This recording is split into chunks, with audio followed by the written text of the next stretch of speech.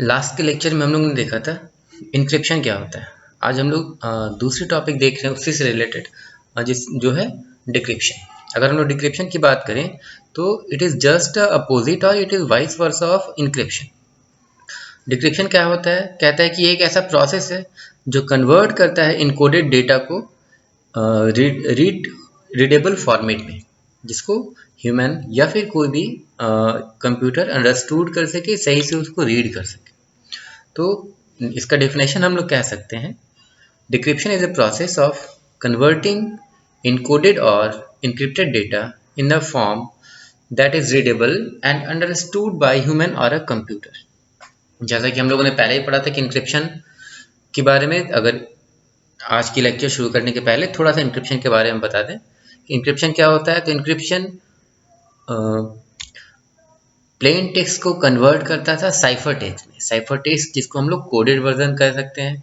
तो simple language को coded version में कन्वर्ट करने के प्रोसेस को हम लोग इंक्रिप्शन कहते थे। और डिक्रिप्शन क्या है? It is just opposite of the encryption. मतलब कि अब ये क्या काम करता है, ये उस कोडेड वर्जन को प्लेन टेक्स्ट में कन्वर्ट करता है। मतलब साइफर टेक्स्ट को ये प्लेन टेक्स्ट में कन्वर्ट करता है। तो decryption is a process of converting encoded data in a form that is readable and understood by human or a computer. अब ये मेथड परफॉर्म कैसे होता है? तो this method is perform by unencrypting the text manually or by using key used to encrypt the original data. मतलब अब हम लोग डिक्रिप्शन कैसे हम लोग परफॉर्म करें? तो डिक्रिप्शन हम लोग परफॉर्म कर सकते हैं बाय अनइनक्रिप्टिंग द टेक्स्ट मैनुअली। हम लोग या तो मैनुअली कर सकते हैं या फिर हम लोग की के थ्रू कर सकते हैं। की क्या होता है हम लोग अभी आगे के लेक्चर्स में देखेंगे। नेक्स्ट स्लाइड में हम लोग देखेंगे कीज क्या होता है। तो की यूज करके हम लोग इनक्रिप्ट कर सकते हैं ओरिजिनल डेटा को। अगर हम लोग इस डायग्राम को समझें, जिसको हम लोग डिक्रिप्शन प्रोसेस के नाम से जानते हैं, तो आप यहाँ दे सकते हैं। तो this is cipher text. Cipher text means what? This is a converted text जिसको इजीली कोई भी रीड नहीं कर सकता है। अभी साइफर टेक्स्ट को हम लोग फिर से कन्वर्ट कैसे करें प्लेन टेक्स्ट में, मतलब रीडेबल टेक्स्ट में हम लोग कैसे कन्वर्ट करें? तो with the use of certain key and with the use of certain algorithm we can convert this decrypted code और converted code into plain text. तो अगर हम डिक्रिप्शन की बात करें हम लोग कह सकते हैं it is cipher text. It is what?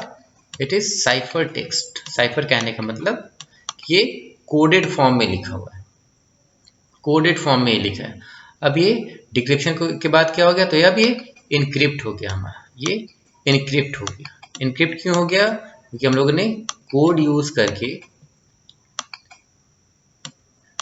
Encrypt, क्योंकि हम लोग कोई कोड यूज करके, कोई की यूज करके, कुछ एल्गोरिदम्स हम लोग यूज करके उस कोडेड वर्जन को, कोडेड मैसेज को कन्वर्ट कर दिया प्लेन टेक्स्ट में। इसी प्रोसेस को हम लोग डिक्रिप्शन कहते हैं। अगर हम लोग सिर्फ इस डायग्राम को समझ गए तो डिक्रिप्शन और इनक्रिप्शन को समझना बिल्कुल भी मुश्किल नहीं। अब इम्पॉर्टेंट बात समझने की है कि हम लोग ये कन्वर्ट कैसे करते हैं। तो कन्वर्ट करने के लिए हमारे पास बहुत सारे एल्गोरिदम्स अवेलेबल हैं। कन्वर्ट करने के लिए बहुत सारे प्री डिफाइंड कीज अवेलेबल हैं हमारे पास। तो ये सारे कीज और एल्गोरिदम को यूज करके हम लोग मैसेज को कन्वर्ट कर सकते हैं साइफर से प्लेन टेक्स्ट में। अब आगे हम लोग देखते हैं नेक्स्ट स्लाइड में। अब है कि हम लोग यूज क्यों करें इंक्रिप्शन और डिक्रिप्शन को। तो हम लोग यूज करते हैं क्योंकि ये हेल्प करता है, हमारे कॉन्फिडेंशियल डेटा को प्रोटेक्ट करता है, सच एज अ पासवर्ड और लॉगिन जो भी हमारे पास है, ये सारे पासवर्ड लॉगिन को प्रोटेक्ट करता है। प्रोटेक्ट करने में ये मदद करता है। दूसरा पॉइंट क्या है? ये हमारे प्राइवेट इंफॉर्मेशन को कॉन्फिडेंशियलिटी प्रोवाइड करता है। कॉन्फिडेंशियलिटी कहने का मतलब कि कॉन्फिडेंस देता है। किस तरह कॉन्फिडेंस देता है? कि कोई भी आउटर या अनऑथोराइज्ड यूजर हमारे कॉन्फिडेंशियल डेटा को एक्सेस ना कर सके, हमारे प्राइवेट इंफॉर्मेशन को एक्सेस नहीं कर सके। तीसरा अगर हम लोग पॉइंट देखें कि हम लोग इंक्रिप्शन डिक्रिप्शन क्यों यूज करते हैं, तो थर्ड पॉइंट आपके पास है, it helps you to ensure that the document और file has been altered. Next point की बात करें तो कहता है encryption process also prevent plagiarism and protect IP. ये प्लेगरिज्म से भी प्रिवेंट करता है और आईपी से भी प्रोटेक्ट करता है। प्लेगरिज्म का क्या मतलब होता है? Duplicacy, simply duplicacy. अगर आपका कोई भी कॉपीराइट है, कुछ भी किया हुआ, सपोज कोई डॉक्यूमेंट्स आपका कॉपीराइट है, वो अगर हम कहीं यूज कर रहे हैं without your permission, then that is the plagiarism. और अगर हम उस डेटा को यूज कर रहे हैं, आपका डेटा या फिर आपका जो भी कोड है उसको अगर हम यूज कर रहे हैं, जो कॉपीराइट कोड है वो हम यूज कर रहे हैं, अगर आपका रेफरेंस वहां दे दिया, देन वहाँ पे प्लेगरिज्म हम लोग वो नहीं कह सकते हैं। लेकिन without your reference, without your knowledge, अगर हम आपके डेटा को या फिर आपके जो भी इंफॉर्मेशन है उसको अगर हम यूज कर रहे हैं तो उसको हम लोग प्लेगरिज्म के नाम से जानते हैं। जब कभी भी हम लोग कोई आर्टिकल लिखते हैं या अगर आप रिसर्च वर्क की बात करिएगा तो वहाँ पे ये प्लेगरिज्म बहुत इंपॉर्टेंट है। दूसरा देखें तो ये और क्या काम करता है, ये आईपी को भी प्रोटेक्ट करता है। इन जो हमारे पास इंटरनेट प्रोटोकॉल है ये उसको भी प्रोटेक्ट करता है, क्योंकि इंटरनेट प्रोटोकॉल की बात करें तो ये कनेक्शन प्रोवाइड करता है। अगर ये वो कनेक्शन मेरा कोई हैक कर लिया, कोई अगर अनऑथोराइज यूजर उसको एक्सेस कर रहा है, तो मेरा जितना भी डेटा है, मेरे नेटवर्क पे जो कुछ भी वर्क परफॉर्म हो रहा है, वो आउटर जो भी अनऑथराइज जो भी यूजर है वो सारा उसको एक्सेस कर सकता है। तो इंक्रिप्शन की मदद से हम लोग अपने आईपी को भी प्रोटेक्ट कर सकते हैं। नेक्स्ट पॉइंट है कि it is helpful for network communication and where a hacker can easily access unencrypted data.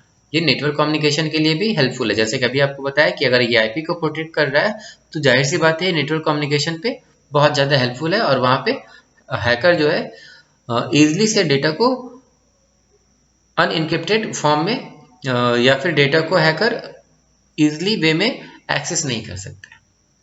अगर इस स्लाइड की लास्ट पॉइंट की बात करें तो कहता है it is an essential method as it help you to securely protect data that you don't want anyone else have to access. इसका मतलब कि एक बहुत इंपॉर्टेंट मेथड है, ये आपको मदद प्रोवाइड करता है कि आपका जो भी डेटा है वो आप प्रोटेक्टेड है, कोई भी अनऑथोराइज्ड यूजर उसको एक्सेस नहीं कर सकता है बिना आपके परमिशन के। नेक्स्ट अगर हम लोग देखें स्लाइड में, तो नेक्स्ट स्लाइड है टाइप्स ऑफ कीज। कीज जैसा आप लोगों को बताया जहाँ पे डिक्रिप्शन का प्रोसेस था कि अगर हम डिक्रिप्ट कर रहे हैं कोई भी डेटा को तो हम लोग डिक्रिप्ट कर सकते हैं with the help of the certain algorithms and with the help of certain keys. तो हमारे पास बहुत सारे अलग अलग तरह के कीज हैं। सबसे पहले आपके पास है सिमेट्रिक की। ये सिमेट्रिक की क्या होता है?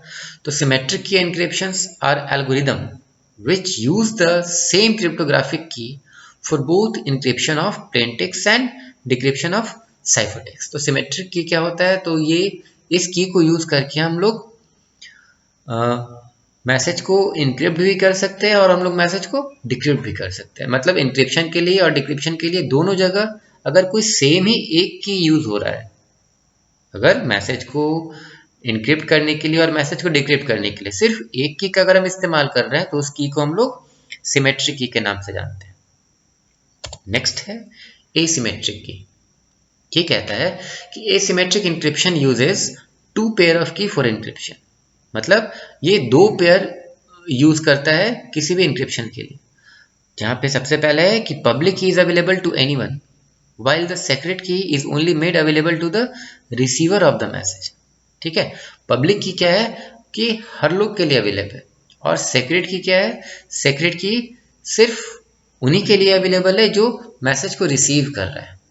अगर यहाँ पे हम लोग बात करें, एग्जांपल की बात करें, तो किसी एक पर्टिकुलर सोर्स से मैसेज को अगर ट्रांसमिट किया गया सेंडर के पास, तो वहाँ पे पब्लिक की के यूज करके उस मैसेज को ट्रांसफर कर दिया गया। लेकिन रिसीवर के पास एक सीक्रेट की है, मतलब रिसीवर अगर उस मैसेज को देखना चाहता है तो उस सीक्रेट की को यूज करके उस कोडेड मैसेज को वो देख सकता है, रीड कर सकता है।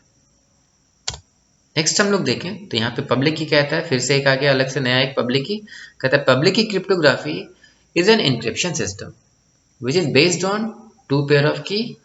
Public key are use to encrypt message for a receiver. अब पब्लिक की किसके लिए यूज हो सकता है? तो ये रिसीवर के लिए भी यूज हो सकता है। किस लिए? तो वो मैसेज को इनक्रिप्ट कर सकते हैं। इसके बाद आपके पास दूसरा है प्राइवेट की। प्राइवेट की क्या होता है? तो private key may be a part of the public private asymmetric key pair. Private key public private के असिमेट्रिक की पेयर का पार्ट हो सकता है। It can be used in asymmetric encryption as you can use the same key to encrypt and decrypt the data। तो public की use करके हम लोग डेटा को इनक्रिप्ट भी कर सकते हैं और हम लोग डेटा को डिक्रिप्ट भी कर सकते हैं। सेम की के थ्रू ही हम लोग दोनों ऑपरेशन परफॉर्म कर सकते हैं। अब अगर हम लोग इस छोटे से एग्जांपल को देखें जहाँ पे लिखा है कि key replaced every letter with 3 successive letters, मतलब कि यहाँ पे की आपको दे दिया गया। अब ये की क्या है कि हम लोग क्या कर पा रहे हैं, अब तो की हमारे पास है कि रिप्लेस कर रहा है सारे लेटर को उसके 3rd सक्सेसिव लेटर से, और इस की को यूज करके ही हम लोग इस मैसेज को डिक्रिप्ट कर रहे हैं। ये हमारे प्लेन टेक्स्ट में लिखा हुआ है, that is I love apple. Okay, तो आई लव एप्पल, तो how can we code it. यहाँ आप देख रहे हैं कि ये कोडेड फॉर्म है, मतलब साइफर टेक्स्ट में लिखा है आई लव एप्पल। तो आई लव एप्पल को कैसे कोड किया गया है, तो उसके लिए की आपके पास लिखा है। की कैसा है, तो की कहता है कि जो हमारे पास की लेटर है उस लेटर को उसके 3rd सक्सेसिव लेटर से हम लोगों ने रिप्लेस कर दिया। फॉर एग्जाम्पल यहाँ लिखा है, अगर सबसे पहले अगर हम लोग देखें आई लिखा है, तो आई की बात करें तो आई के बाद इसका 3rd सक्सेसिव क्या होता है, आई जे के। This is the 3rd successive for I. तो आई के लिए कौन सा की यूज हो गया, आई के लिए हो गया के।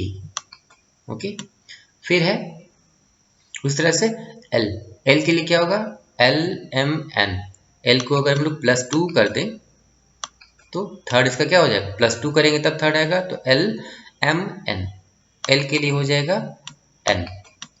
ओ के लिए यहाँ भी हम +2 अगर कर रहे हैं तो O P Q. Alright, we के लिए यहाँ भी आप +2 करिए वी। तो इस फॉर्मेट में अगर हम देखें तो इस फॉर्मेट को यूज करके हम लोगों ने अपने इस प्लेन टेक्स्ट को साइफर टेक्स्ट में कन्वर्ट किया है।